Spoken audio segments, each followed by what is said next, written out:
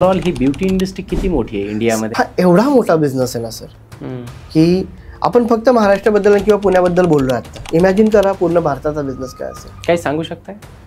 खूप मोठा असेल. आय गेस हा अरबो रुपयांचा बिझनेस आहे. हजारो करोडचा बिझनेस आहे.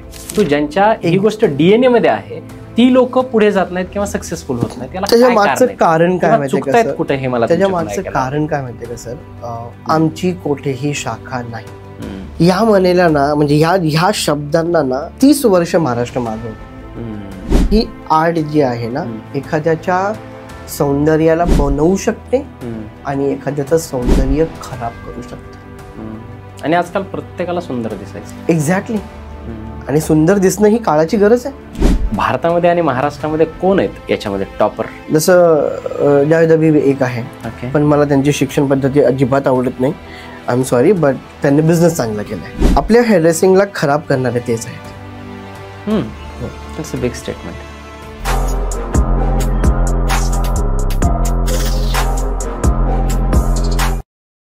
नमस्कार मित्रांनो, पुन्हा एकदा तुम्हा सर्वांचं खूप खूप स्वागत आहे राजमंचच्या एका नवीन पॉडकास्टमध्ये. आजकाल प्रेझेंटेबल दिसणं, प्रेझेंटेबल राहणं ही काळाची गरज झालेली आहे. सोशल मीडियाच्या जगामध्ये प्रत्येकाला ब्युटिफुल दिसायचे, सुंदर दिसायचे आणि प्रेझेंटेबल राहायचे. याच्यात दोन अडचणी असतात. ब्युटी स्वतःमध्ये कशी ॲड करायची याचं नॉलेज नसतं, किंवा दुसरी गोष्ट अशी असते की नॉलेज तर इंटरनेटवरती, सोशल मीडियावरती, यूट्यूब, गुगल सगळीकडे भरपूर आहे, परंतु ते ऑथेंटिक नाही आणि त्याच्यामुळे उलट खेळ बिघडतो. प्रश्न दोन आहेत. एक तर नॉलेज नाही आणि जे आहे ते ऑथेंटिक नाही. म्हणूनच या दोनही प्रश्नाची उत्तरं देण्यासाठी, किंवा असे प्रश्न जेव्हा तुम्हाला पडतात त्या प्रश्नाची उत्तरं शोधण्यासाठीच या राजमंचाची निर्मिती झालेली आहे.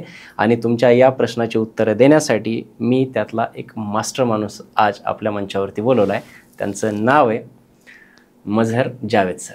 खूप खूप आभार. नमस्कार. नमस्कार. कशा आहात? खूप छान आणि खूप बरं वाटतंय राजमंचाच्या या मंचावर आज बोलण्याचा आपला योग आलाय. तर माझ्या मते हा पॉडकास्ट खूप साऱ्या लोकांना खूप काही चांगलंच देईल आणि याच्यामध्ये खूप काही आपण आज मनसोक्त बोलणार आहोत. आणि मी देखील आज खूप काही मनसोक्त बोलणार आहे. तुमचा पहिला पॉडकास्ट आहे सर? हो. ओके. आणि आज तुमचा श्री गणेश आमच्या मंचावरती होतोय, त्यासाठी तुम्हाला सुद्धा खूप खूप अभिनंदन आणि कॉंग्रॅच्युलेशन. Thank you so much. दुसरी गोष्ट, आपली ऑफ कॅमेरा ओळख झाली. मला खूप छान वाटलं तुम्हाला भेटून आणि तुम्ही जे काम करताय ते ऐकून देखील. आता मला तुमचं काम सांगायचं, पण ते इतकं मोठं की ते मला सांगता येणार नाही. म्हणून मी तुम्हाला विनंती करतो की तुम्ही माझ्या प्रेक्षकांना तुमची थोडक्यात ओळख करून द्या. मुक्तपणे चर्चा करा. चालेल. ओके. सो माझं नाव मझहर जावेद आहे आणि मी गेली 20 वर्ष या हेअर अँड ब्युटी इंडस्ट्रीमध्ये कार्यरत आहे. साधारणतः 2004ला मी माझा हेअर ड्रेसिंग कोर्स पुण्यातून संपवला होता आणि नंतर मी 2007मध्ये एक अब्रॉड ट्रिप केली होती, जिथे मी माझं इंटरनॅशनल एज्युकेशन पूर्ण केलं होतं हेअर ड्रेसिंगमध्ये. आणि गेली 20 वर्षे या क्षेत्रात कार्यरत आहो आणि खूप सारं काम केलेलं आहे. नॅशनल, इंटरनॅशनल शोज म्हणा, शिक्षण म्हणा. 13 वर्ष झाले मी जवळपास लोकांना शिकवतोय, हेअर ड्रेसिंग शिकवतोय, मेकअप शिकवतोय. आणि ही जर्नी मागच्या 20 वर्षापासून खूप काही उलाढाल मागून इथपर्यंत आलेली आहे. आणि खूप सारे अवॉर्ड्स घेतलेले आहेत. मी 2019मध्ये इंडियन हेअर ड्रेसिंग चॅम्पियनशिप जिंकलो होतो. अगेन मी असे काही कोर्सेस आहेत जे इंटरनॅशनल कोर्सेस आहेत, जसं VTCT झाले, सिट इन गिल्ड आहेत. हे खूप मोठमोठे इंटरनॅशनल कोर्सेस आहेत. आणि स्किल इंडिया जो आपल्या देशाचा एक भाग आहे, कुशल भारत म्हणून आहे किंवा स्किल इंडिया आहे, तर त्याचा मी असेसर आहे, एक्झामिनर आहे. मी खूप सारे हे शोज जज केलेले आहेत आणि हे सगळं करत असताना शिकत देखील गेलेलो आहे. फक्त आपण तोपर्यंत कोणाला तरी काही देऊ शकत नाही जोपर्यंत आपण स्वतः काही शिकत नाही. तर खाली तळागाळापासून ते बाहेर देशापर्यंत पूर्णपणे तिथपर्यंत पोचवून, शिकून परत आपल्या देशात येऊन आपल्या लोकांना शिकवण्याचा एक ध्येय घेऊन चालत होतो पहिल्यापासून. तर जवळपास 21 वर्ष झालेली आहेत. मी 16 वर्षाचा होतो ज्यावेळेस इंडस्ट्रीमध्ये आलो होतो आणि हा एक वारसा देखील आहे. बर. माझ्या वडिलांनी केलं नाही. ही इंडस्ट्री तुमच्या घरामध्ये पूर्वीपासून? हो, माझ्या घरामध्ये आहे, पण माझ्या वडिलांनी कधी ते काम केलं नव्हतं. आणि मागे जो फोर्थ फादर म्हणा किंवा ग्रँडफादर, ग्रेट ग्रँडफादर, हा, त्यांनी मात्र हे काम केलं होतं. आणि I was never wanted to become a hairdresser. तर मला पण तो काळच आपला होता. आपण ती जनरेशन आहोत जी शक्तिमान आणि मोगली बघून वाढलेले आहोत. तर त्या काळात सगळ्यांचे स्वप्न वेगळे होते. कुणाला इंजिनियर व्हायचंय तर कुणाला काय. तर माझी एक इच्छा होती की इंजिनिअरिंग कम्प्लीट करावी म्हणून, पण ते काही झालं नाही कारण तेवढा स्मार्ट नव्हतो मी. पण आर्टिस्ट चांगला होतो, माझे स्केचेस चांगले होते, मला चित्रकलेत खूप रस होता, पेंटिंग मी चांगली करायचो. तर मग एक योगायोग आला की जिने मला ह्या इंडस्ट्रीत आलो मी. त्याच्या मागे खूप कारण म्हणण्यापेक्षा आमचं स्वतःचं देखील होतं बिझनेस. तर घरून थोडासा फोर्स आला की काही करत नाहीस तर मग कमीत कमी हे तरी कर. आणि मग मी आमचे खूप जुने शॉप्स होते, तकरीबन 1960 मध्ये माझ्या आजोबांनी ते चालू केलं होतं पुण्यामध्ये, कसबा पेठमध्ये. आणि ते अजून देखील आहे. आज आमचा एवढा मोठा बिझनेस आहे आज, आणि ते देखील आम्ही आज तो वारसा सांभाळून ठेवलेला आहे. तिथे लोक आहेत आपले काम करतात. तिथून सुरुवात झाली होती. अँड देन आय रिअलाइज की मग ह्याच्या टॉपमध्ये का जाऊ नये, की कारण काय ना, आपल्या देशामध्ये बिझनेस हा कास्टनुसार केला जातो. हा सगळ्यात मोठा ड्रॉबॅक आहे आपल्या देशाचा. म्हणजे जसं आपले 12 बलुतेदार, हा एक्झॅक्टली मी तेच आता बोलणार होतो. 12 बलुतेदार जे आहेत, मग त्याच्यात चांभार काम करणारे आले, कुंभार काम करणारे आले, चपलांशी रिलेटेड काम चांभारांनी करायचं, चांभार बंधूंनी करायचं. एक्झॅक्टली, त्यांनी करावं. त्यामुळे न्हावी समाजाने तो करायचा. तर मला असं होतं की नाही, हे जर मी काम केलं तर मी टॉपलाच जाईन, की हो, की तिकडे तो माणूस का बसला, मग आपण का नाही आहोत. आज जर समजा मी मस्त थोडं रिसर्च करायला चालू केलं होतं, आणि माझे मित्रमंडळी देखील होते, माझे बंधू आहेत, ते खूप मोठे चांगले मेकअप आर्टिस्ट आहेत, सेलिब्रिटी मेकअप आर्टिस्ट आहेत. आणि त्यांना मी पाहिलं की ते देखील एवढं काम करत आहेत. मग तो एक थोडंसं जिज्ञासा निर्माण झाली की करूयात, बघूयात. पण मी घरी पण मागितलं की मी असं नाही करणार, मी दुकानात उभं राहून शिकणार वगैरे तसा काही प्रकार नाही. मी प्रॉपर एक चांगला कोर्स करणार, आणि त्या कोर्स नंतर मग मी डिसाईड करेन किंवा माझा हात त्यात चांगला आहे की नाही. बट जसं जसं क्षेत्र स्वतःला पहिले आजमावे. एक्झॅक्टली, नाही आजमावण्यापेक्षा, कारण काय म्हणतं, see basically I come from the barber family. Okay. आणि typically Muslim barber family. Okay. आणि देशात सध्या आत्ता तरी काय म्हणा, त्यावेळेस तर खूपच बेकार हालत होते. शिक्षण तर या समाजाकडे नव्हतंच, आणि आज देखील खूप मोजक्या लोकांकडे ग्रॅज्युएशनची डिग्री आहे. ठीक आहे, आता कुठे थोडी लोक, मुस्लिम समाज हा वाढत गेलाय आणि थोडंसं लक्ष देते की बाबा शिक्षण खूप महत्वाचं आहे.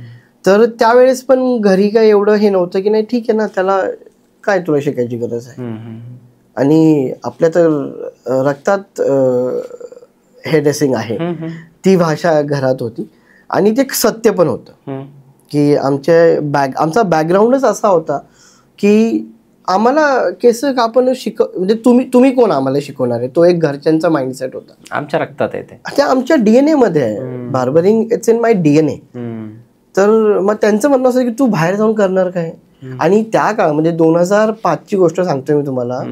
2005 मध्ये जर मी 80,000 रुपये देऊन कोर्स करतोय, हो, मी 10वी नुकतीच 2004 मध्ये क्रॉस केली, म्हणजे पास झालो होतो. आणि तो एक 4 महिन्याचा त्यावेळेस आपला पिरियड असायचा शाळेच्या सुट्टीचा. तर त्या 4 महिन्यात मला कसब्याच्या दुकानात म्हणजे तू जा तिकडे आणि शिक कसं काम करतात, इकडे पोरांमध्ये फिरून काय करणार.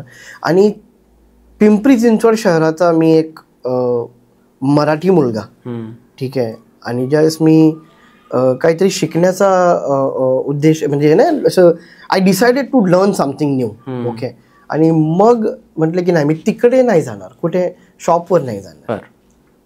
तुम्हाला जर वाटत असेल की मी या क्षेत्रात यावं, तर मी एक बाबा त्याचं परिपूर्ण एज्युकेशन असलंच पाहिजे. ओके, अदरवाईज मी नाही करणार, मग मी शिक्षण घेऊन दुसरं काहीतरी करेन. तिथून ती 2005ला सुरुवात झाली. मग मी पुण्यात खूप चांगले आमचे मित्र होते, माझ्या भावाचे मित्र होते. त्यांनी थोडासा वशिला वगैरे लावला, थोडी फीज वगैरे कमी झाली आणि मग पुण्यात औरवा टॉवरमध्ये त्यावेळेस क्लासेस चालायचे. बरं. आणि मग मी तिकडे ॲडमिशन घेतलं होतं. आणि म्हणजे 2005 मध्ये 80,000 रुपयाचा हा कोर्स होता सर. ते डिस्काउंट नंतर होता. हो हो, बर. Because hair dressing it's a very big business sir, very big. आपली मुलं, आपली मुली. मला हाच प्रश्न विचारायचा आहे की आता तुम्ही फक्त हेअर ड्रेसर बद्दल बोलताय, पण ओव्हरऑल ही ब्युटी इंडस्ट्री किती मोठी आहे इंडियामध्ये? सर जर मी तुम्हाला सांगितलं ना की मी सध्या खूप स्टडी केलेली आहे इंडस्ट्रीवरती. गेली 8 वर्ष मी वेगवेगळ्या संस्थेबद्दल सोबत जुळलेलो होतो. जसं मी सांगितलं की मी स्किल इंडियाचा असेसर आहे, तर त्यावेळेस आम्हाला ना रिसर्च करायला लावायचे की तुम्हाला ह्या कोर्समध्ये काहीतरी नवीन आणायचं. मग लोकांना जागरूक करा की बाबा किती टर्नओव्हर आहे. कारण सामान्य मुलांना आणि मुलींना हे माहीतच नाही आहे. त्यांच्या डोक्यात की भाई मी इंजिनियर झालं की माझी एवढी पगार होईल. मला इथे हे ऍड ऑन करायला आवडेल, याच्यातला बिझनेस माहित नाही हे तर फार कमी लोक आहेत. पण सेलून बिझनेस हा फक्त नावी बांधवांनी करण्याचा बिझनेस आहे. आता आमच्याकडे आजही आमच्या गावामध्ये जर एखाद्या व्यक्तीने किंवा मुलाने, आमच्या मित्राने कोणी जर ठरवलं की मी सेलूनचा बिझनेस करणार आहे, ओके, तर त्याला ते आपलं काम नाहीये. ते होतं बिझनेस किती मोठा ही तर फार दूरची गोष्ट आहे, पण तो आपल्याला करताच येणार नाही अशी सुद्धा मानसिकता आहे. आता ती थोडीशी चेंज झाली आहे 10-20% लास्ट काळामध्ये. हो, मागच्या काही 5-6 वर्षामध्ये ना तो थोडासा एक ट्रेंड बदलला. परंतु हे मात्र खरं आहे तुम्ही जे बोलताय की बाबा सलून म्हणजे तू केस कापणार, नावी आहेस का तू, म्हणजे असं नाव्याचं काम करणार तू. हा जी टेंडन्सी होती ना ती मागच्या 10-1 वर्षामध्ये थोडी बदलली. परंतु हो, हे मात्र खरं आहे की हा एवढा मोठा बिझनेस आहे ना सर. मी कोविडमध्ये ऑनलाईन क्लासेस घेत होतो घरातूनच, कारण सगळं काही बंद होतं. तर एक लेक्चर आहे माझा जनरली करिअरवर आहे की ब्युटी इंडस्ट्रीमध्ये तुम्ही करिअर कसं करू शकता. तर त्यावर मी थोडासा रिसर्च करत होतो की इंडस्ट्री काय आहे. तर मी तुम्हाला सांगतो, कोविडमध्ये ज्यावेळेस अख्खं देश, पूर्ण जग बाहेर पडत नव्हतं, जग बंद होतं, जग बंद पडलं. जसं ते ओपन झालं ना, beauty industry was had the 19% growth within 3 months. 19% ती ग्रोथ वाढलेली होती. आणि दरवर्षी ही एकमेव अशी इंडस्ट्री आहे जी 19 ते 21% ग्रोथ करते, बाकी कुठली दरवर्षी? येस सर, दरवर्षी. पुण्यातला टर्नओव्हर होता 2021ला ज्यावेळेस मी रिसर्च करत होतो, हा तकरीबन 3,500 कोटींचा होता. मी फक्त पुण्याबद्दल बोलतोय.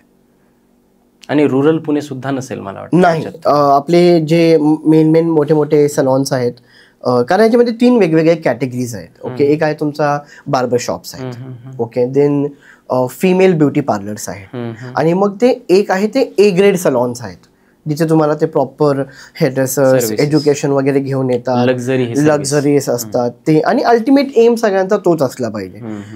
असं नाही की बार्बर शॉप नसले पाहिजेत, परंतु जसं एखादा आर्टिस्ट आहे, ज्याने एखादा नट आहे आणि त्या नटाने मालिकेत काम केलंय, मग त्याचं ध्येय काय असणार आहे शेवटचं, की मला मूवी भेटली पाहिजे. अगदीच त्याचं अल्टिमेटम काय, एक वेगळं स्वप्न, त्याचं स्वप्न. तसंच मला वाटतं की ह्या क्षेत्रामध्ये जर एखाद्याचं बार्बर शॉप आहे तर त्याने जरूर स्वप्न बघावं की जर मी आज 2,000 रुपये दिवसाला कमवते तर मी 40,000 किंवा मी 60,000 रुपयाचा गल्ला का नाही करू शकत आहे. अगदीच प्रत्येकाने पाहिलंच पाहिजे आणि त्याने ते शिक्षण घेतलंच पाहिजे आणि त्याने त्या ए ग्रेड सलॉनच्या कॅटेगरीला टच केलंच पाहिजे. कारण मी तुम्हाला एक ज्यावेळेस मी बाहेर होतो अब्रॉडमध्ये, ज्यावेळेस माझे ट्रेनिंग चालू होत्या, तुम्हाला मी खरं सांगतो, Indian barber is a world famous. हे कोणाला माहीत देखील नाही, आपल्यातल्या बार्बरांना माहीत नाही आहे. कारण त्यांची जी कला आहे ना तिकडे मुली वगैरे पण हेअरकट करतात. आपल्या तर आत्ता सध्या मागच्या काही वर्षांमध्ये तो मुलींनी पण हेअर ड्रेसिंग शिकायला चालू केली किंवा मेकअप ब्युटी या क्षेत्रात यायला चालू केलं. तर आपली जी बार्बर्सची जी आर्ट आहे, एकेकाळी जर तुम्ही जर आपल्या लहानपणी ज्यावेळेस आपण केस कापायचो, आपले घरचे ज्यावेळेस आपल्याला शॉपमध्ये घेऊन जायचे दुकानामध्ये, तर ते पैलवान कट खूप फेमस होता, माहिती आहे पैलवान कट, की इथून पूर्णच एकदम चॉप करायचे आणि वरती थोडेफार ठेवायचे. And that was the biggest task. ती एक अशी आर्ट आहे, मला तिकडे गेल्यावर कळालं ते लाखो रुपये देतात आणि त्यांना येत नाहीये. येस सर, त्यांना येत नव्हतं आणि त्याला शिकायचे लाखो रुपये होते. आणि ज्यावेळेस मी तिकडे गेलो होतो ना, I was very pro with the male hair dressing. अच्छा. तर मला बेस्ट त्यांनी कॅन्डिडेटचा अवॉर्ड दिला होता. सांगता तुम्ही? मी ज्यावेळेस एकदा बँगलोरमध्ये होतो जिथे इंटरनॅशनल ट्रेनिंग चालू होती. ठीक आहे, ही 2007ची गोष्ट आहे. जर्मनीवरून सगळे एज्युकेटर्स आले होते आणि तो मी क्लास अटेंड केला होता त्यावेळेस. तर 6 दिवसांचा क्लास होता आणि त्या 6 दिवसाला मी 75, त्यावेळेस 2007 मध्ये पुन्हा 60,000 रुपये दिले होते. बरं, ठीक आहे, पैशांचा भाग वेगळा आहे, परंतु म्हणजे हे शिकण्यासाठी तुम्ही हे शिकता हे फार महत्वाचं आहे. तुम्ही कुठल्याही क्षेत्रामध्ये असाल ना, तिथलं परिपूर्ण नॉलेज घेतलं पाहिजे आणि मगच त्या क्षेत्रात उतरलं पाहिजे.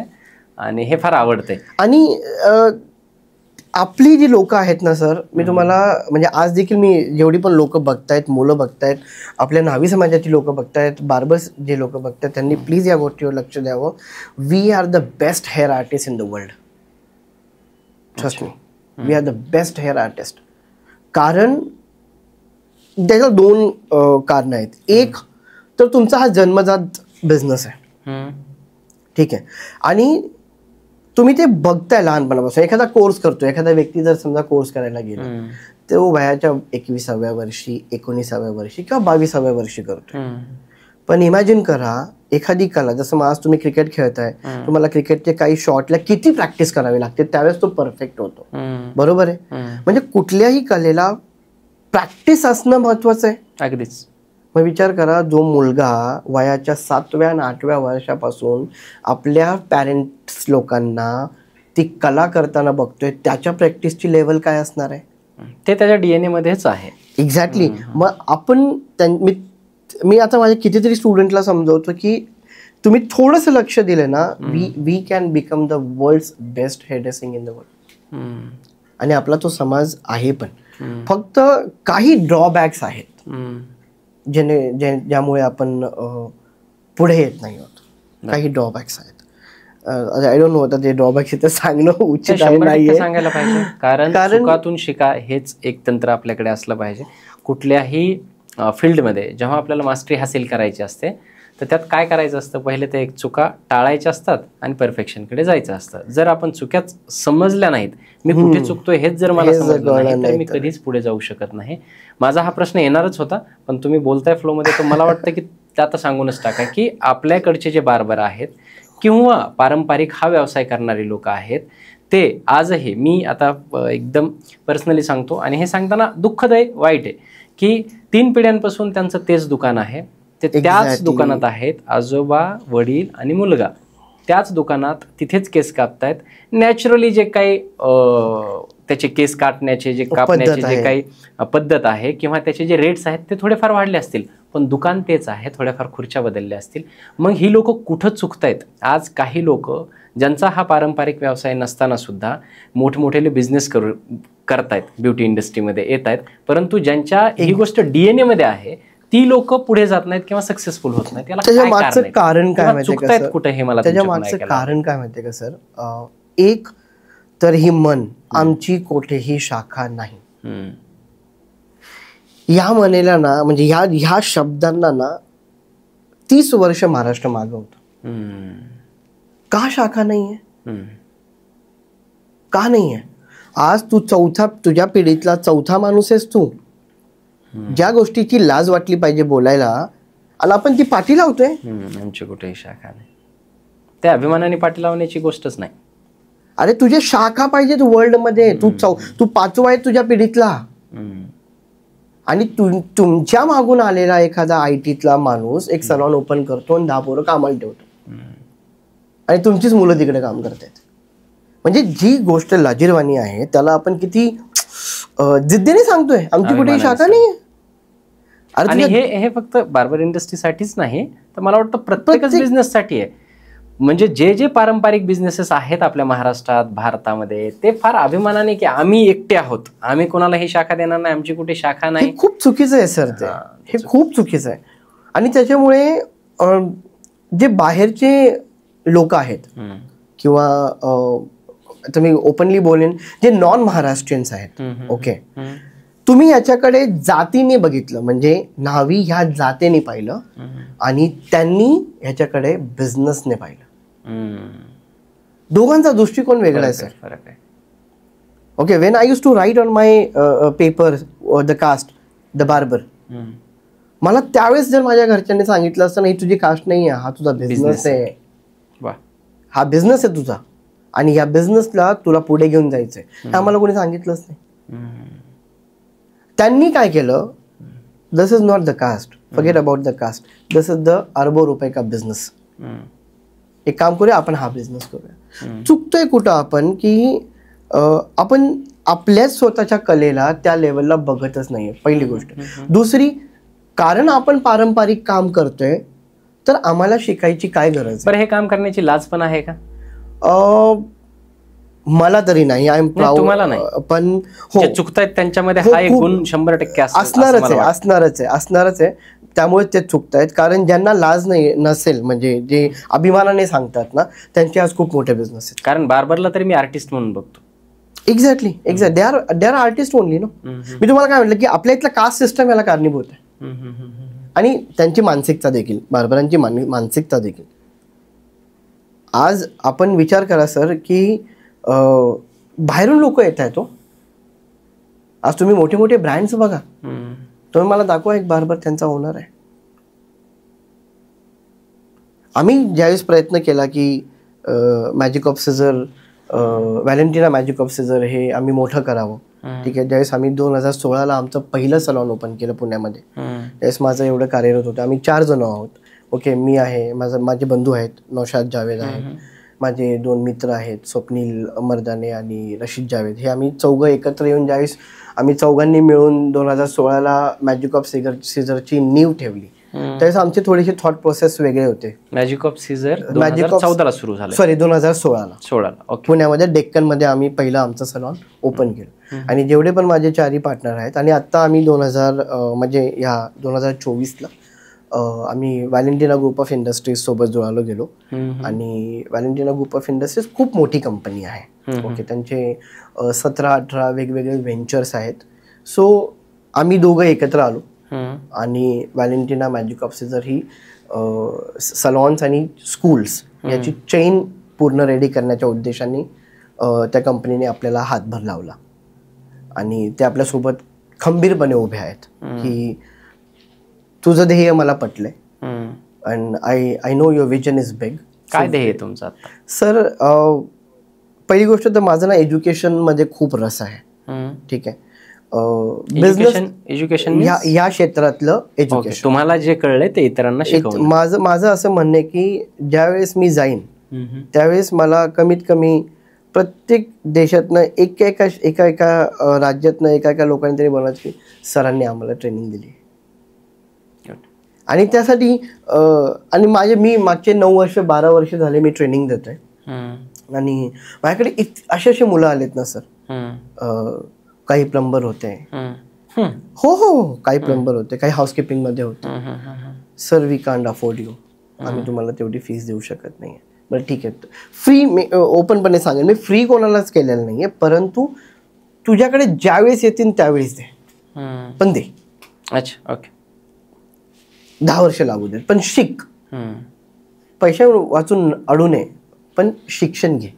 आणि आम्ही आज त्या मुलांना शिकवलं आणि खूप मोठे मोठे सलॉन्स आहेत त्यांचे. आणि आज देखील ते येतात आणि कधी कधी भेटतात. सर खूप त्यावेळेस तुम्ही मदत केली होती आम्हाला, आणि हे आमच्याकडून तुम्हाला नाही, आता राहू द्या, तुम्ही शिकलेत ना, छान चाललंय ना बाजार. तर माझं ध्येय काय ना सर, ह्या इंडस्ट्रीबद्दल आहे ना जागरूकता वाढली पाहिजे. हा एवढा मोठा बिझनेस आहे ना सर, की आपण फक्त महाराष्ट्राबद्दल किंवा पुण्याबद्दल बोललो आता. इमॅजिन करा पूर्ण भारताचा बिझनेस काय असेल. काही सांगू शकताय? खूप मोठा असेल. आय गेस हा अरबो रुपयांचा बिझनेस आहे. हजारो करोडचा बिझनेस आहे. एक व्यक्ती या इंडस्ट्रीमध्ये फॉर एक्झाम्पल आत्ता आपला हा पॉडकास्ट पाहून एखादा इन्स्पायर झाला, मुलगा मुलगी कुणीही असो, आणि त्यांना या इंडस्ट्रीमध्ये यायचं आहे, किती मोठा बिझनेस तो करू शकतो? सर त्याची काही सीमा नाही आहे, त्याची काही सीमा नाही आहे, पण तो काय लेवलवरती स्टार्ट करतोय ते महत्त्वाचं आहे. हा बिझनेस सुरू करण्यासाठी सर्वात महत्त्वाची गोष्ट काय? एज्युकेशन, स्किल, पॅशन आणि पेशन्स. तुमच्याकडे पेशन्स असणं गरजेचं आहे, प्लस तुमच्याकडे त्या क्षेत्राबद्दल पॅशन असणं खूप गरजेचं आहे. बघा, ही एक आर्ट आहे, ठीक आहे. आर्ट ओव्हर द नाईट येत नाही, कोणाला येऊ शकत नाही. तर तुमच्यामध्ये थोडंसं ते म्हणजे काय म्हणतात त्याला, शिकण्याची जिद्द असली पाहिजे आणि थोडंसं पेशन्स पण असले पाहिजे की येईल मला. ही कला अशी आहे, ह्याला काहीही वयाचं लिमिटेशन नाही. 2013 मध्ये माझी एक स्टुडंट होती, त्यांचं वय होतं 45. त्यावेळेस त्या हेअर आणि मेकअप शिकण्यासाठी आल्या होत्या. आणि आज आपल्या 21-22 वयाच्या मुलांना असं वाटतं की नाही मला खूप वेळ जाईल याच्यामध्ये. इमॅजिन करा, ती त्या महिलेबद्दल, ती 45 वयामध्ये हेअरड्रेसिंग शिकायला आली होती. म्हणून मी सहज विचारलं, मॅम जर तुम्हाला वाईट नाही वाटत असेल तर विचारू का, म्हणजे एवढ्या लेट शिकायचं? म्हणजे माझं स्वतःचा बिझनेस उभा होईल, माहिती आहे का मला उद्या माहित नाही की घरचे कसे वागतील. आणि ह्या क्षेत्रात तर इतक्या महिला आहेत, माझ्या लाईफमध्ये एवढे केसेस आहेत ना सर, की कधी कधी ते त्यांचं ऐकून ना अंगावर काटा यायचं. आणि ते त्या लोकांनी या क्षेत्रात येऊन आज एवढं काही कमवलं ना की विचारू नका. कारण खूप मोठा बिझनेस, आणि किती मोठा होऊ शकतो त्याची काही सीमा नाही आहे. हो, काही सीमा नाही आहे. की हा जर तुम्ही इमॅजिन करा की समजा आपल्या पुण्यामध्ये 4 सेंटर कोणाचे झाले, 4 कोणाचे सलॉन झाले, ठीक आहे, आणि तो एका सलॉनचा त्याचा मिनिमम बिझनेस झाला 5 लाखाचा. जर तो एक व्यवस्थित सेटअप असेल, चांगला सेटअप असेल, त्याच्याकडे स्किल्स आर्टिस्ट असतील, किंवा तो स्वतः त्या लेवलवर शिक्षित असेल, इमॅजिन करा की तो 4 सलॉनमधून 20-25 लाखाचा बिझनेस महिन्याला करतोय.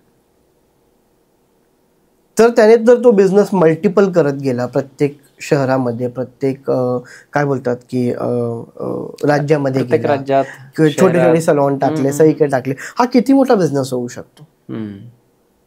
आणि आज मोठ्या मोठ्या कंपन्या इन्व्हेस्ट करताय त्याच्यामध्ये. हो, तुम्ही मोठे मोठे ब्रँड्स बघा ना, तुम्ही लॅक्मे बघा, कोणाच आहे? It's a Tata product. आता आय डोंट नो एक्झॅक्टली ते टाटाचं, मी आधी ऐकलं होतं, मला त्याच्याबद्दल जास्त माहित नाही आहे, बट मोठ्या मोठ्या कंपनी इन्व्हॉल्व आहेत. आता मॅजिक ऑफ सिझर घ्या, आता माझाच ब्रँड घ्या, मॅजिक ऑफ सिझर. मला व्हॅलेंटिनाची साथ भेटली. व्हॅलेंटिनाचा turnover I guess it's more than 2500 CR. Valentina group of industries Valentina industries खूप मोठी इंडस्ट्री आहे. आज ते आपल्यासोबत उभे आहेत, पार्टनरशिपमध्ये आहेत. हो, किंवा असं म्हणता येईल की आपण ज्यावेळेस लिहितो की it's a product of Valentina. माझं एवढ्या मोठ्या बिझनेसमॅनने आपल्यावर विश्वास दाखवला. तर मग विचार करा की हा बिझनेस किती मल्टिपल आणि किती मोठा होऊ शकतो. फक्त आहे की तुमच्याकडे सही नॉलेज हवंय, त्या क्षेत्राबद्दल स्किल्स शिकल्या पाहिजे, स्किल्स तुमच्याकडे खूप छान. कारण काय सर, ही आर्ट जी आहे ना, एखाद्याच्या सौंदर्याला बनवू शकते आणि एखाद्याचं सौंदर्य खराब करू शकते. आणि आजकाल प्रत्येकाला सुंदर दिसायचं. एक्झॅक्टली. आणि सुंदर दिसणं ही काळाची गरज आहे. कारण काय झालंय की आज आपण सकाळी उठल्यापासून संध्याकाळी झोपेपर्यंत मी उठलो, मी जेवलो, मी नाश्ता केला, मी इथे गेलो, त्याची मला रील बनवायचे किंवा फोटो काढायचे, ते स्टोरी ठेवायचे, त्याच्या पोस्ट करायच्यात. आणि जर मला ते स्टोरी ठेवायची, पोस्ट करायच्यात, तर मी सुंदर दिसणं गरजेचं आहे. सुंदर जर दिसायचंय तर या सगळ्या गोष्टी त्याच्यामध्ये इन्क्लूड होतात. म्हणून ही इंडस्ट्री मला वाटत नाही कधी डाऊन जाऊ शकते, इथून अपच जाणार आहे. याच्या स्किल्स प्रत्येकाने शिकल्याच हवे. आता आणि याच्यामध्ये तुम्हाला अपॉर्च्युनिटीज खूप येतो आणि लोकांना माहिती देखील नाही आहेत अपॉर्च्युनिटीज. आता आपल्या अकॅडमीमध्ये बॅच चालू असताना हायरिंग होते की तुम्ही घरी बसून लॅपटॉपवरून ऑनलाईन लेक्चर्स घ्या, आम्हाला सौंदर्याचे काही टिप्स द्या. मोठे मोठे ब्रँड्स आहेत, फॉर एक्झाम्पल टाटा आहे, त्यांचे ग्रूमिंगचे क्लासेस आम्ही घ्यायचो. बरं. टाटांचे, रिलायन्सचे आहेत, ते लोक त्यांच्या एम्प्लॉईजला ग्रूमिंग क्लासेस देतात. म्हणजे समजा तुम्ही अशा मोठ्या मोठ्या ब्रँड सोबत जर कनेक्ट झालात, तुम्हाला काय जरूर आहे बरं, तुम्हाला नाही टाकायचंय सलॉन, नका टाकू, तुम्हाला बिझनेस, पण तुम्ही घर बसल्या एवढं कमवताय, नॉलेज वेस्ट नाही जाणार कधीच नाही. या इंडस्ट्रीतलं तर सर ते नॉलेज कधीच वेस्ट जाऊ शकत नाही. आज अशी एखादी मुलगी मला दाखवा तुम्ही जी विदाऊट मेकअप रोडवर दिसते तुम्हाला, ती काही न करता ऍटलिस्ट घरात पण दिसत नाही. म्हणजे म्हणायचा उद्देश एवढा की तिने काही जरी नसेल केले ना, ती लिपस्टिक तरी लावेल, ऍटलिस्ट लिपस्टिक, ती आयलाइनर तरी लावेल, तिचे हेअर व्यवस्थित असतील. एवढं कॉन्शियसनेस वाढले ना, तर मग आपण त्या बिझनेसकडे बिझनेसच्या नजरेने का नाही बघत? गरजेचं आहे. आता मधल्या काळामध्ये हेअर कटचे प्राइजेस फार वाढले, मला वाटतं दुप्पट तिप्पट काहीतरी झाले. हो, हा. आणि सगळ्याच म्हणजे जे काही हेअर अँड ब्युटी सलूनचे रिलेटेड प्राइजेस आहेत ते सगळेच हाईक झाले होते याच्यामध्ये. ते का झाले होते किंवा ते योग्य अयोग्य काय वाटतं तुम्हाला? नाही, जे तुम्ही न्यूजमध्ये बघता ना, ती एक वेगळी इंडस्ट्री आहे. न्यूजमध्ये किंवा इकडे तिकडे जे दाखवतात ब्युटी पार्लरचे रेट वाढले तर हे वाढलेत, ती ॲक्च्युली ते एक बार्बर कम्युनिटीला घेऊन लक्षात घेऊन असतात, त्यांच्या संघटनेला असतात आणि ते वाढलेच पाहिजे, ती काळाची गरज आहे. ठीक आहे. परंतु जी आमची इंडस्ट्री आहे, जी सलॉन इंडस्ट्री आहे, ठीक आहे, सलॉन इंडस्ट्रीमध्ये हेअरकट हे कधी स्वस्त नव्हतेच. एक्झाम्पल सांगतो, आता मॅजिक ऑफ सीझरमध्ये आपल्या आपले ज्युनियर हेअरड्रेसर जे आहेत, ओके, त्यांचा प्राइसिंग काहीतरी 500 आहे. सिनियर जे आहेत त्यांचा 1000 आहे. आणि आर्ट डायरेक्टर मी स्वतः, हो, आर्ट डायरेक्टर मी स्वतः आहे. मी I charge 2500 for the haircut, per haircut. Okay. तर सलॉन इंडस्ट्रीमध्ये कधी हे नव्हतंच की रेट कधी वाढतील, हे नाही. ते आपल्या संघटनेसाठी असतं, ते जे बार्बर संघटना असतात किंवा न्हावी समाज असतात त्यांची ती असोसिएशन असते, मग ते महिन्याला त्यांचे फिक्स रेट असतात. सलॉन इंडस्ट्रीमध्ये तुमच्या आर्टवर पैसे असतात. पण इथं दुसरा जो एक आस्पेक्ट आहे किंवा अप्रोच आहे लोकांचा, ते सांगतात की याच्यामध्ये कसलीही लागत नाही, 1-2-3 रुपयाची ब्लेड, कैची घासली जात नाही, एक थोडेसे केस कट करण्याचे एवढे पैसे चार्ज का करतात? हे म्हणजे तुमचा पॉईंट ऑफ व्ह्यू मला याच्यात जाणून घ्यायचं. बरं, मी तुम्हाला याच्यावर एक सिम्पल उदाहरण तुम्हाला देतो. पिकासोचा एक इन्सिडेंट आहे. He is very good painter, we all know. Okay. तर one day one girl comes to Picasso and she said, please draw something for me, माझ्यासाठी काहीतरी ड्रॉ करून द्या तुम्ही. तो पेपर घेतो आणि त्या पेपरवरती स्केच वगैरे, within 30 seconds her sketch was ready. म्हणजे त्या मुलीचा स्केच रेडी होता. आणि तो तिला देण्याच्या आधी तिने जनरली विचारलं की किती चार्ज घेणार. तर तो म्हटला की हां, कमीत कमी 3-3.5 लाख रुपये तुम्हाला द्यावे लागतील. तर त्या मुलीचा रिप्लाय होता की 30 सेकंड तर तुम्ही फक्त स्केच केले आणि तुम्ही फक्त वर खाली काहीतरी केले, त्याचे तुम्हाला 3.5 लाख रुपये द्यायचे. म्हणजे तो त्यांच्या करन्सीमध्ये होतं, मी तुम्हाला आपल्या करन्सीत सांगतोय. तर तो म्हटला की ह्या 30 सेकंडसाठी मी गेली 30 वर्ष झाली मेहनत करतो. Good example, I like it. की ह्या 30 सेकंडसाठी मी गेली 30 वर्ष झाले मेहनत करत होतो, त्यावेळेस या 30 सेकंदात तुम्ही या पेपरमध्ये दिसलाय. तर तुम्हाला नाही वाटत का त्या 30 वर्षाचा मोबदला दिला पाहिजे? 100% दिला पाहिजे. तसंच आहे ते. आणि भांडवल हे सगळीकडे लागतं. तुम्ही त्याला हे नाही बोलू शकत की हा एक ब्लेड आहे किंवा एक सीझर आहे, हे आहे ते आहे. असंच जर असतं तर माझ्या मते सगळ्यांनी घरीच ते काम चालू केलं असतं.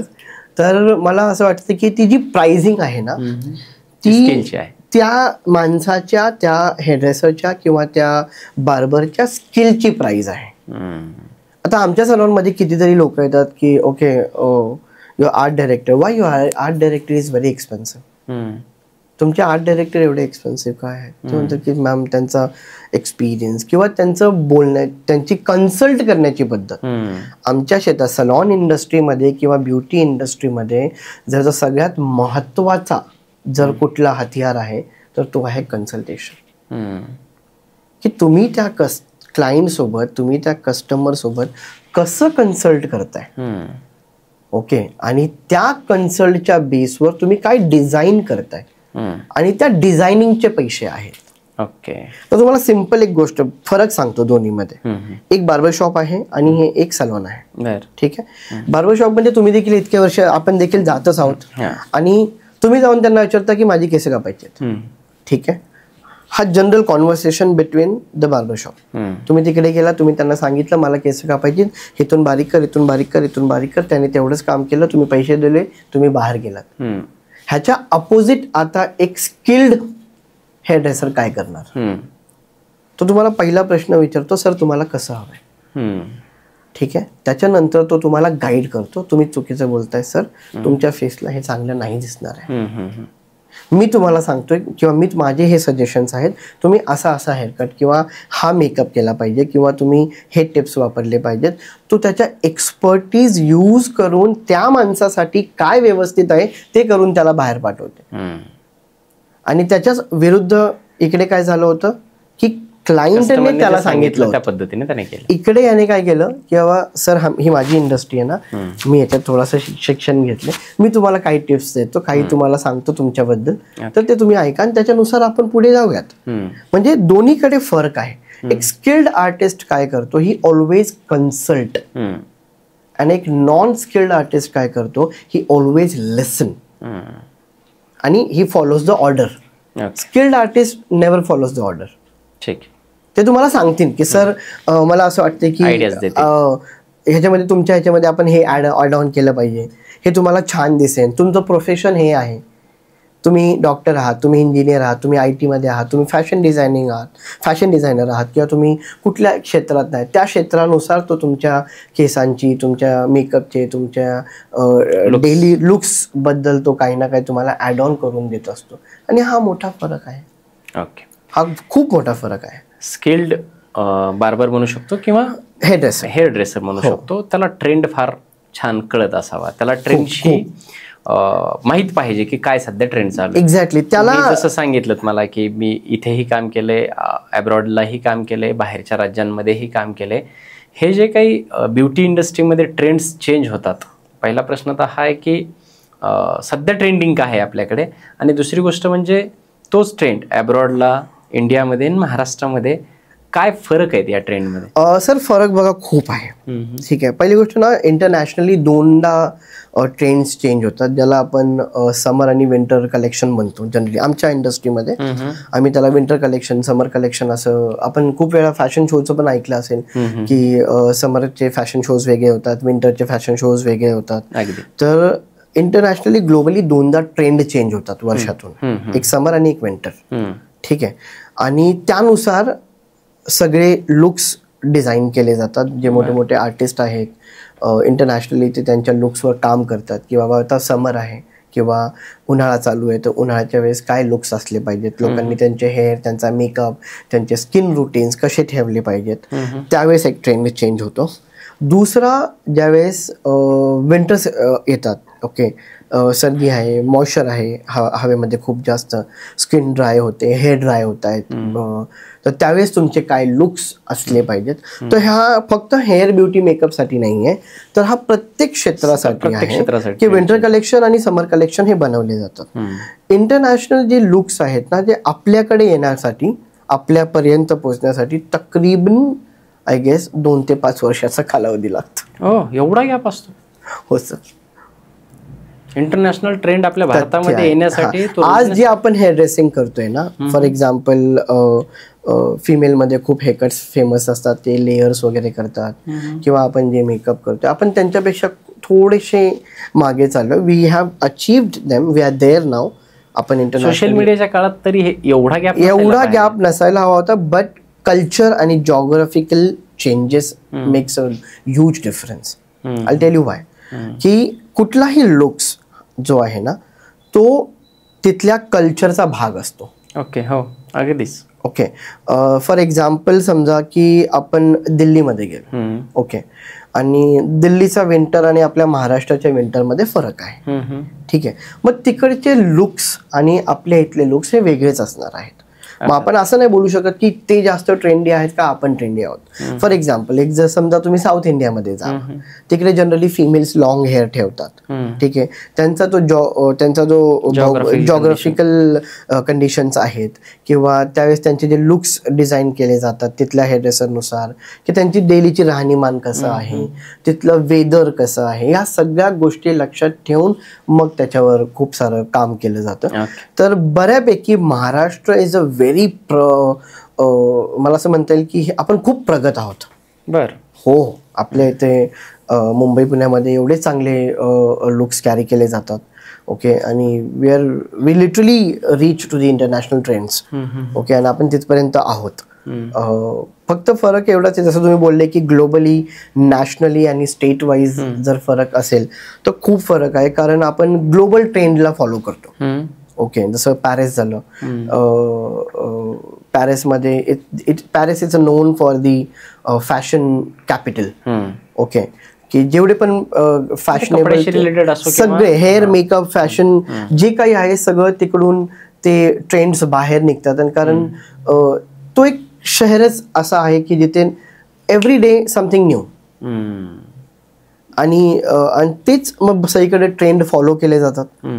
मग ते आपल्यापर्यंत येता थोडासा वेळ लागतो भारतापर्यंत येण्यासाठी, कारण इकडून आपण तिकडे जाणार. ते इंटरनॅशनली, मला सांगा ना, किती लोक आहेत जे ग्लोबली इंटरनॅशनली ट्रेंड शिकायला जातात?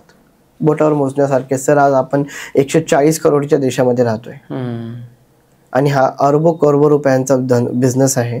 या बिझनेसमध्ये किती लोक असे आहेत जे हा विचार करतात की दर 6 महिन्याला मी नवीन काहीतरी जाऊन शिकून येईन? असं कोणीच विचार करत नाही. त्यामुळे आपल्याला थोडासा वेळ लागतो तिथपर्यंत जाण्याचा. ते मी तुम्हाला सांगितले की ते 2-4 वर्ष जे आहेत ते. आणि दुसरा मुद्दा असा आहे की आपण सगळेच इंटरनॅशनल ट्रेंड अडॉप्ट करत नाही. बिलकुल. जिओग्राफिकल कंडिशन असो किंवा ते शक्य पण नाही. संस्कृती असो. एक्झॅक्टली. आपली संस्कृती वेगळी आहे, आपलं राहणीमान वेगळं आहे, आपले कॉस्ट्युम्स वेगळे आहेत. अगदीच. ओके, आपल्या इथली मुलगी ती साडी पण घालते, ती स्कर्ट पण घालते, ती जीन्स पण घालते, ती हिजाब पण घालते. आणि ह्या सगळ्या गोष्टींवर लक्ष देऊन आपल्या भारतातल्या हेअर ड्रेसरला काम करावं लागतं. ज्यावेळेस तो एखादा लुक डिझाईन करतो एखाद्या फिमेलसाठी, त्याला ते बघणं भाग पडतं की बाबा ही उद्या जाऊन साडी घालणार आहे, ती परवा पंजाबी ड्रेसवर दिसेल, किंवा ती ऑफिसला जाताना ती तिथे वेस्टर्न आउटफिट्स असतील. पण ह्या सगळ्या गोष्टी लक्षात घेऊन आम्हाला खूप सारं काम करावं लागतं. त्यामुळे आपण त्यांना मॅचच करू असं गरजेचंही नाहीये आपलं.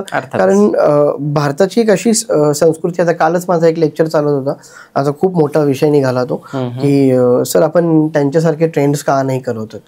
तर मी म्हटलं की आपल्याला त्यांची ट्रेंड करायची गरजच. हा, आपल्याला त्यांचे टेक्निक्स शिकणं गरजेचं आहे. ज्या ट्रेंडमध्ये आपण सुंदर दिसतो तो फॉलो केला पाहिजे. माझ्या मते फॅशनची एक सिंपल व्याख्या असली पाहिजे, ज्याच्यामध्ये तुम्ही कम्फर्टेबल आहात ती फॅशन. येस. की गरजेचं नाही की तुम्हाला वेस्टर्न ट्रेंड हे फॉलो केलेच पाहिजे. नाही, तुम्ही त्यांचे ते थोडेसे आपल्यापेक्षा थोडे पुढे आहेत. ओके, खूपच पुढे आहेत असं नाही, प्रकार नाही. Indian hair dresser are the best hair dresser in the world. हे मी इंटरनॅशनल क्लासेसमध्ये देखील बोललेलो आहे की we are the best in hair dressing. The only thing is that की आमच्याकडे काही त्रुटी आहेत, त्या पूर्ण झाल्या ना की आम्ही तुम्हाला मात देऊ, आम्ही जग जिंकू. Okay, great. तर तो एक आहे भाग. तुम्ही मगापासून जे बोलताय ते ही जी इंडस्ट्री आहे ती अरबो खरबो रुपयाची आहे, हजारो करोड रुपयाची इंडस्ट्री आहे. भारतामध्ये आणि महाराष्ट्रामध्ये कोण आहेत याच्यामध्ये टॉपर? काही 4 नावं सांगू शकता? खूप सारे आहेत, खूप सारे. 4 नावं सांगा. जसं जावेद हबीब एक आहे, पण मला त्यांची शिक्षण पद्धती अजिबात आवडत नाही. आय एम सॉरी, बट त्यांनी बिझनेस चांगला केलाय. Overall 600-700 salons. का बरं ते आवडत नाहीत? काही कारण विशेष? कॉन्ट्रोवर्सी होऊन जाईल सर. कॉन्ट्रोवर्सी नाही, हे तुम्ही तुमचं मत मांडताय ना. काय माहिती आहे का सर, आपल्या हेअर ड्रेसिंगला खराब करणारे तेच आहेत. हो, it's a big statement. Indian hair ड्रेसिंगला जर कोणी खराब केलं असेल तर मला असं वाटतं की तो ब्रँड आहे. का मी तुम्हाला ते सांगतो, कारण त्यांनी एक गोष्ट खूप चांगली केली. त्यांनी ह्या धंद्याला बिझनेस बनवला. I really appreciate about that brand. त्यांनी एक छोट्याशा व्यवसायाला करोडो रुपयांचा बिझनेस करून दाखवला. त्याच्यात काही दुमत नाहीये माझं. मी देखील त्यांना बघतच मोठा झालोय. पण मला फिलॉसॉफी आवडली नाही, वे ऑफ मेथड आवडले नाहीत, वर्किंग मेथड आवडले नाहीत. सगळ्यात महत्वाचं फिलॉसॉफी नाही आवडली की जर माझ्याकडे एखादा गावाकडून एखादा मुलगा येतोय शिकण्यासाठी आणि मोठ्या नजरेने बघतोय की सर तुम्ही एवढे मोठे आहात, आम्हाला काहीतरी चांगलं शिकवाल, तुम्ही त्याला परत खाली घेऊन चाललाय. शिक्षण पद्धती, नवीन ट्रेंड्स ते लोक फॉलो करत नाहीत, नवीन टेक्निक्स सांगत नाहीत. ओके, आणि ते स्वतः एवढे मोठे हेडरेसर आहेत. त्यांनी विडाल ससून सारख्या एवढ्या मोठ्या एज्युकेशन हबमधनं बाहेर पडलेत. विडाल ससून हे जागतिक युनिव्हर्सिटी आहे हेअरड्रेसिंगचं. हो का? हो. अहो सर, त्यांचा कोर्स 12 लाखाचा आहे, 1.5 महिन्याचा. तुम्ही आत्ता जरी गुगल केलं Vidal Sassoon course fees for the hairdressing, Indian currency is 12 lakh. ते त्या काळात तिकडे होते 1980-90च्या काळात, 70च्या काळामध्ये.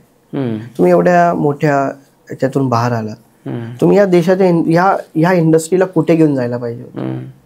आज तुमच्या हेडरेसर्सला बेसिक्स माहीत नाही आहेत. आज मी माझ्या करिअरमध्ये ज्यावेळेस करिअर सुरू केली होती, माझ्या मागे रिजनल हेडच्या पोझिशनचे लेबल आहेत.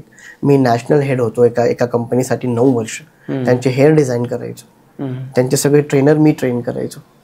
तर ती एक जिद्द होती ना की आपण तिकडे गेलो पाहिजे. आता ते बोलता बोलता बोलून गेलो उगाच की बाबा एवढं सगळं काम केले म्हणून, परंतु त्या ब्रँडने ना जी त्याची रिस्पॉन्सिबिलिटी होती ना ती त्यांनी पार नाही पाडली सर. ओके. आणि उलट खराबच केलं. मी तर एका शब्दात बोलेन की त्यांनी इंडस्ट्रीला बिझनेस दिला, मात्र टेक्निकली आम्हाला खूप मागे नेऊन पटकलं होतं. But still he is the there are so many brands. हाकीम सलीम आहे मुंबईमध्ये, is a very good artist, very Javed Habib, हाकीम सलीम आहे. तुम्ही हाकीम सलीम विराट कोहलीचे हेअरकट करतो तर 1 लाख रुपये घेतो. अच्छा. हो, त्याच्या हेअरकटचे प्राइस 1 लाख रुपये आहेत. अलीम खान, अलीम हाकीम, ओके, ते आहेत. सीमा मॅम आहेत, SVJ म्हणून आहेत. ओके. मी या सगळ्या दिग्गजांसोबत काम केलेलं आहे. मी नजीब सरांसोबत होतो. नजीबुर रहमान हे शॉसकपचे एका काळामध्ये हेड होते आणि माझं सौभाग्य होतं की मी मागचे 1.5 वर्ष त्यांच्यासोबत काम करत होतो. त्यांच्यासोबत स्टेज शेअर करत होतो. ज्यावेळेस आम्ही एज्युकेशनल सेमिनार घ्यायचो, नजीब सर एका साईडला काम करतात आणि मी एका साईडला काम करतोय. त्या व्यक्तीला मी 2005 मध्ये पाहिलं होतं आणि डिसाईड केलं होतं की ह्या व्यक्तीसोबत एक दिवस स्टेजवर उभा राहून 500च्या लोकांना मी ट्रेनिंग देणार. 16 वर्ष लागले सर तिथे पोचायला. 1 वर्ष आधी ते झालं. कोणाबद्दल बोलताय? हे नजीबुर रहमान म्हणून एक आहेत. ओके. खूप चांगले एज्युकेटर आहेत आपल्या इंडस्ट्रीतले, खूप चांगले आणि व्हेरी नाईस पर्सनॅलिटी आणि नॉलेजने भरलेले. नॉलेज म्हणजे त्यांचं नॉलेज खूप हाय लेवलला आहे आणि ते सगळं देतात. म्हणजे उलट का बोललो ह्या ब्रँडबद्दल की बाबा ह्यांचा का राग आहे, त्यांच्याबद्दलही काही रिग्रेट नाही, पण काही गोष्टी पटल्या नाहीत की तुम्ही करू शकले असता, ते नाही केलं सर तुम्ही. आणि त्यांची बिझनेस फिलॉसॉफी वेगळी असावी, खूपच वेगळी. आणि मध्यंतरी थोडं बॅन वगैरे पण केलं होतं त्यांचे. खूप कॉन्ट्रोवर्सीज पण होत राहतात. ते स्टेजवर मध्ये क्लायंट वर थुकणं काय झालं, पायाने लोकांना संबोधणं काय झालं, मग ते मे बी पब्लिसिटी स्टंट असू शकतो, पण आपण त्याबद्दल बोलत नाही. पण नाही, मला तो ब्रँडच मुळात आवडत नाही. हा, पण एवढा एक आहे की ते ज्या काळात फेममध्ये आले ना त्या काळात दुसरे नव्हते आणि त्यांनी तो बिझनेस अपॉर्च्युनिटी साधली आणि खूप मोठा बिझनेस केला. आज जवळजवळ वेगवेगळ्या देशांमध्ये त्यांचे आउटलेट्स आहेत. 600-700 पेक्षा जास्त आउटलेट्स आहेत. परंतु I never liked him as a education brand. इथपर्यंत ज्यांनी पॉडकास्ट पाहिलाय त्यांच्या एक लक्षात आली असेल, ही बिग इंडस्ट्री आहे, खूप मोठी. त्याच्याशी रिलेटेड लोकांनी सुद्धा आपण काहीतरी याच्यामध्ये टॉप करू शकतो किंवा आपण टॉप व्हायला पाहिजे, ही एक नक्कीच त्यांच्या मनामध्ये धारणा झाली असेल. आणि दुसरी गोष्ट, जे इंडस्ट्रीचे आउटसायडर्स सुद्धा आहेत याच्यामध्ये नाहीत आणि त्यांना काहीतरी एक नवीन बिझनेस करायचा, अशा लोकांना सुद्धा हा बिझनेस बोलवतोय असं मला वाटतं. हा पॉडकास्ट ऐकल्याच्या नंतर असे बरीच लोक असतील ज्यांना या बिझनेसमध्ये उतरायचं असेल, तर तुम्ही त्यांची हेल्प कशी करू शकता? म्हणजे आता फॉर एक्झाम्पल जर काही कमेंट्स आल्या, काही हे आले, तर तुम्ही त्यांची कशी हेल्प करू शकता? तुम्ही कुठे शिकवता, कसं शिकवता? ओके, कसं आहे ना सर की माझा जो ब्रँड आहे, okay, Valentina magic of scissor, आपली लॉ कॉलेज रोडला एक प्रशस्त बिल्डिंग आहे स्वतःची, जिथे आपली 4 फ्लोर आहेत आणि पुण्यातलं तुम्ही बोलू शकता one of the good salon. Okay, हे आहे. आपण तिथे सलॉन देखील आहे, स्किन सेक्शन आहे, नेल सेक्शन आहे, स्पा सेक्शन आहे. प्रॅक्टिकली शिकवण्यासाठी प्रॅक्टिकली शिकवण्यासाठी 2 फ्लोर वेगळे आहेत. बरं. आणि पूर्ण एक स्कूल आहे माझं, ब्युटी स्कूल आहे, जिथे आपण मेकअप, नेल, हेअर, बॉडी हे पूर्ण सायंटिफिकली शिकवतो. ओके. जर तुम्हाला हेअरड्रेसर व्हायचं असेल तर तुमच्यामध्ये काय काय गुण असले पाहिजेत ते लेक्चर्स होतात बाकायदा. म्हणजे जशी एक शाळा ऑर्गनाइज्ड असते त्या पद्धतीने आपल्या तिकडे ते लेक्चर्स प्रॉपर घेतले जातात. हा एक 6 महिन्याचा एक कोर्स असतो.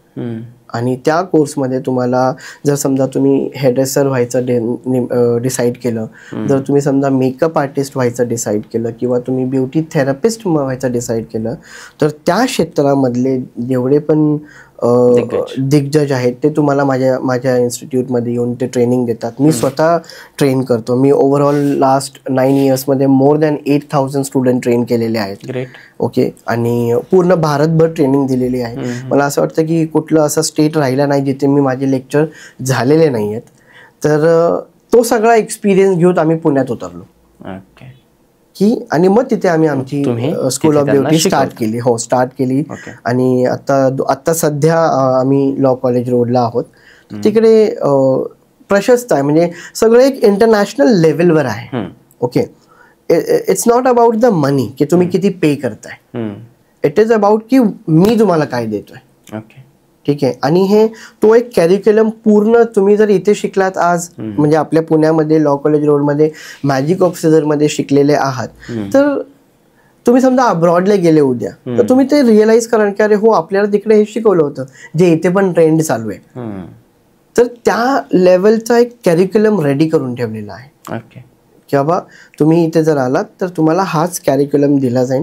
खूप सारे लोक आमच्याकडे येतात जवळजवळ की सर आम्हाला लिहिता येत नाही, सर आम्हाला वाचता येत नाही, पण या क्षेत्रात यायचं आहे. तर आपण जे माझी ट्रेनिंगची टीम आहे, जे का मी स्वतः आहे, तुम्हाला ज्या भाषेत शिकायचं आहे ना सर, तुला हिंदी येत नाही ना, काही प्रॉब्लेम नाही. तुला इंग्लिश येत नाही ना, काहीही प्रॉब्लेम नाही. मी तुला मराठीत शिकवेन, बस इथे. ही कला आहे, कलाला भाषा नसते. आणि ही कला कुणीही शिकू शकतं, कुणीही, आणि कुठल्याही वयात शिकू शकतं. तर आपण लॉ कॉलेज रोडला ह्या सगळ्या कोर्सेस घेतो, प्लस आपलं तिकडे सलॉन देखील आहे. ठीक. आणि इट्स व्हेरी गुड सलॉन, म्हणजे लोकांना बघितल्यावर आवडेल, जरूर आवडेल. अगदीच. हा पॉडकास्ट मला देखील खूप जास्त आवडला. एक बिझनेसला वेगळ्या दृष्टिकोनातून बघायचं असेल, तुम्ही याच्यामध्ये देखील उतरू शकता. आणि जे पारंपरिक आहेत त्यांनी यामध्ये टॉपला कसं जायचं हे मात्र नक्कीच शिकलं पाहिजे. कारण स्वप्न हे मोठंच असलं पाहिजे हे मानणारातला मी आहे. आणि तेच मोठं स्वप्न दाखवणारे मझहर जावेद सर आपल्या मंचावरती आत्तापर्यंत खूप सुंदरपणे बोलले. आपण त्यांच्याशी खूप छान संवाद साधला. आणि तुम्ही इथपर्यंत हा पॉडकास्ट पाहिला आहे म्हणजे तुम्हाला त्याची नक्कीच व्हॅल्यू मिळाली असेल. तुम्हाला मझहर सरांशी कॉन्टॅक्ट करायचं असेल, कनेक्ट व्हायचं असेल, त्यांच्या जे काही लिंक्स असतील किंवा कॉन्टॅक्ट्स असतील त्या आपण डिस्क्रिप्शनमध्ये आणि कमेंटमध्ये तुम्हाला मिळून जातील. हा पॉडकास्ट पूर्ण पहा, प्रेम द्या भरपूर, मझहर सरांनाही प्रेम द्या, आणि लाईक करा, शेअर करा, सबस्क्राईब करा. आणि सर्वात महत्त्वाचं, या मंचावर तुम्हाला इथून पुढे कुठले गेस्ट पाहिजेत हे मात्र नक्की सांगा. आम्ही त्या गेस्टला या मंचावरती आणण्याचा पुरेपूर प्रयत्न करू. आणि तुम्हाला याच्यात जर काही क्वेश्चन असतील या पॉडकास्टशी रिलेटेड तर तुम्ही कमेंट करा.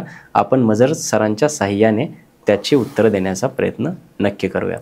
कसं वाटलं मझहर सर तुम्हाला इथे? खूप खूप छान वाटलं. मनसोक्त गप्पा झाल्यात. मला असं वाटतं की मागचे 8-9 वर्ष जे भरलेलं होतं सगळं, मग आता माहीत नाही की हे कसं मार्केटमध्ये जाईन आणि लोक काय विचार करतील किंवा कोणाबद्दल मी आता काय काय बोललो ते मला. नाही एकदम मनातून दिलखुलास बोललेला आहे. आणि जे मनातून बोलतो ना ते अपील होतं प्रेक्षकांना. तर मला खूप आवडलं इथं येऊन. आणि एक मात्र सांगेल मी तुम्हाला, येत्या 20 फेब्रुवारीला माझा खूप मोठा सेमिनार होतोय. ओके. तिथे आपण skin, hair, makeup, fashion show, आणि हा जो फॅशन शो आहे मी आवर्जून सांगेन, असा फॅशन शो सध्या पुण्यात झालेला नाही आहे. बरं, ग्रेट. ओके. आणि त्या लेवलचा फॅशन शो, कारण तिथे आपण जे हेअर आणि मेकअप शोकेस करणार आहोत की हेअरस्टाईल हे जवळजवळ 3 ते 4 फूट उंच आहेत. ओके. हो. आणि सगळे वेगवेगळी आर्ट सादर करणार आहोत. प्लस त्या दिवशी आपण कोरियन ग्लास ट्रीटमेंट शिकवणार आहोत, जी सध्या भारतामध्ये खूप जोरात चालली आहे, प्रचलित आहे. आणि माझे माझी जी टीम आहे, ओके, डॉक्टर रश्मी बापट आहेत, ते स्किन शिकवतात आपल्या इथे. अनुषा पुसनूर आहे, त्या मेकअप आर्टिस्ट आहेत, त्या मेकअप शिकवतात. मी स्वतः हेअर घेतो. तर तो त्या 20 फेब्रुवारीला जो सेमिनार आहे तो खूप मोठ्या लेवलवर आणि खूप नॉलेजेबल असणार. इंडस्ट्रीचे सगळे एक्सपर्ट त्या दिवशी तुम्हाला त्यांचं काही ना काही थोडंफार ज्ञान देणार आहेत. ओके, होप सो सगळे प्रेक्षक हे पाहतील आणि ज्यांना कोणाला नवीन बिझनेस सुरू करायचा आहे किंवा जे कोणी ब्युटी इंडस्ट्रीमध्ये परंपरागतरित्या आहेत ते हा पॉडकास्ट पाहतील आणि याच्यातून नक्कीच त्यांना व्हॅल्यू मिळेल आणि सगळे मिळून मोठे होऊयात हीच शुभेच्छा सर्वांना. आणि thank you so much. Thank you so much. Thank you so much.